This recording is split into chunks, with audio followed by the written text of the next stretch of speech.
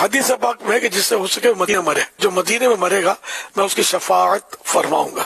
تو مدینہ شریف میں مرنا جو یہ بڑی سعادت کی بات ہے اور شفاعت کا اس پر وعدہ ہے، لیکن ظاہر کہ قدرتی موت ہے۔ تو جو طیبہ میں مرے گا بس اس کی آنکھیں ٹھنڈی ہے، اس کا جگر ٹھنڈا ہے۔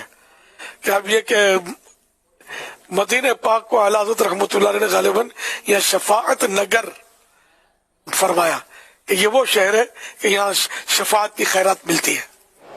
جب شفاعت کی خیرات کا جو حقدار ہو گیا تو اب اس کو غم کیا ہے؟ شفاعت ہوگی اور اللہ پاک نے اپنے پیارے حبیب کی شفاعت کب رد کرنی ہے؟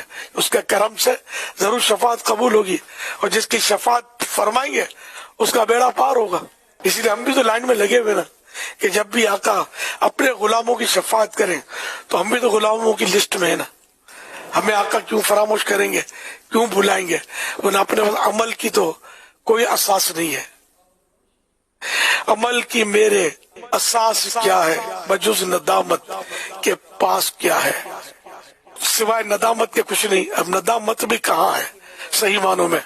ندامت بھی عطا ہو جائے تو کاش بیڑا پار ہو جائے۔ طیبہ میں مر کے تھلے چلے جاؤ آنکھیں بند، سیدھی سڑک یہ شہر